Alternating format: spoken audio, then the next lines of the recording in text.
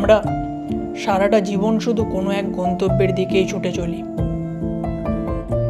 কিন্তু মাঝে মাঝে এই সফরের সবথেকে গুরুত্বপূর্ণ মুহূর্তটা তখনই তৈরি হয় যখন বাইকের ভাইজারটা নিচে নেমে আসে আর বাইকের দুনিয়ায় সব কোলাহল এক পলকে শান্ত হয়ে যায়।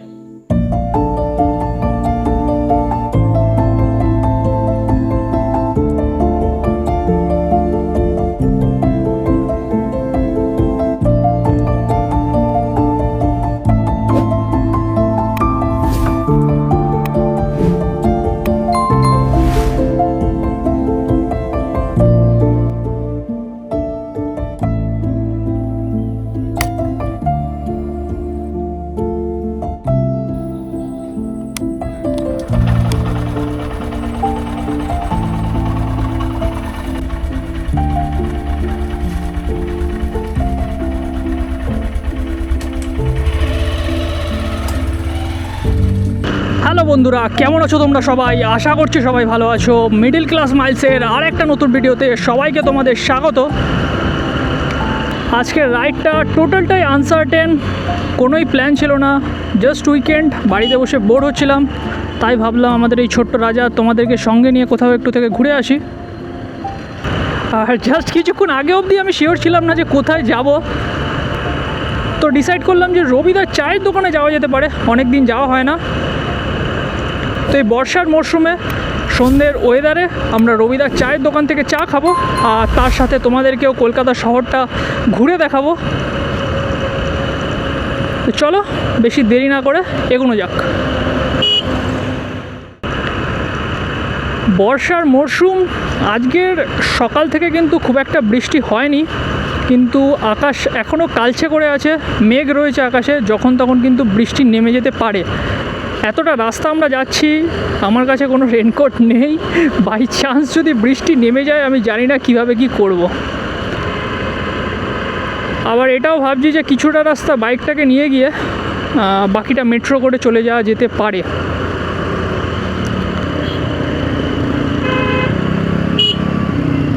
তবে মেট্রো করে যাই আর বাইক করে, আমরা এই 10 টাকা চা খেতে কিন্তু 100 টাকা খরচা করে সেই ডেস্টিনেশনে বা সেই মাইলে যাই।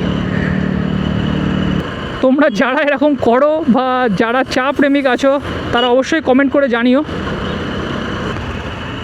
এতটা রাস্তা পেরিয়ে আসলাম আর তারপর আমার মনে হলো যে পকেটে তো মানি ব্যাগটাই নেই। রাস্তাঘাটে যদি ক্যাশ দরকার পড়ে আজকে তাহলে খুবই চাপের হয়ে যাবে বন্ধুরা, কারণ আমার কাছে একটা টাকাও ক্যাশ নেই। ব্যাগ ক্যারি করছি বাট ব্যাগে টাকা নেই, মানি ব্যাগেই পুরোটা রয়েছে, আর মানি ব্যাগটা আমি ভুলে বাড়িতেই রেখে এসেছি। তো এটা একটা নতুন এক্সপিরিয়েন্স হতে চলেছে।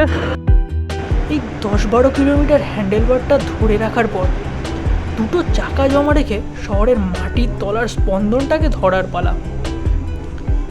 Next stop Rabindra Sadan.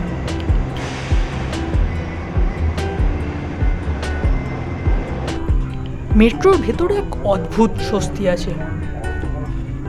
শয়ে শয়ে অচেনা মানুষ, সবাই একই সাথে একই গতিতে এগিয়ে চলছে, ঠিক যেন শহরের ব্যস্ত রাস্তাগুলোর মতো।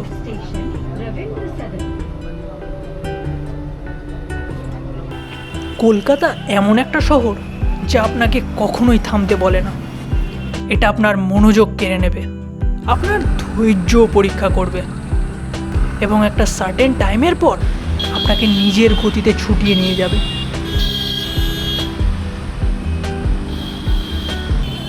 মেট্রো থেকে নেমে কলকাতার বুকে পা রাখলেই মনে হয় যেন অন্য কোনো এক যুগে চলে এলাম। রবীন্দ্র সদনের সাংস্কৃতিক স্পন্দনটা এখানে এসে থমকে দাঁড়ায়। চারপাশের নীরবতার মধ্যেও যেন একটা চেনা সুর খুঁজে পাওয়া যায়।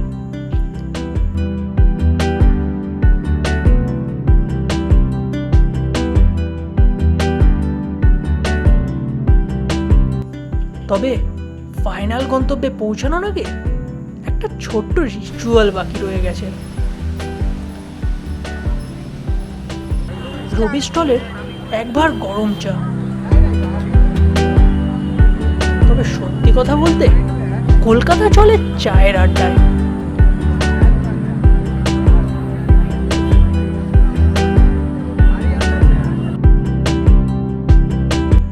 শেষ করে যখনই ময়দানের দিকে এগোলাম, শহরটা একটা চেনা সারপ্রাইজ দিল।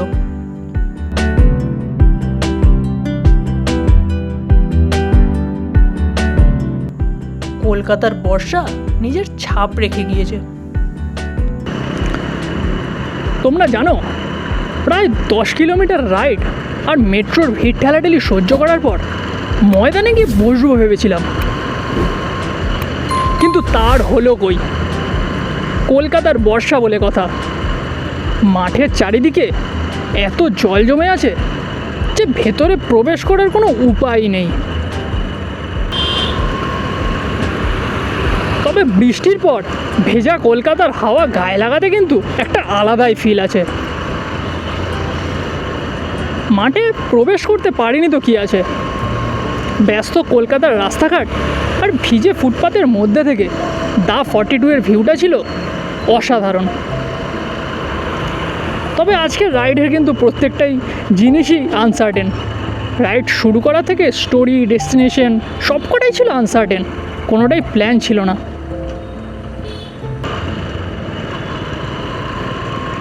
আর একটা জিনিস প্ল্যান করে গেলাম, কিন্তু হয়ে গেল আরেকটা।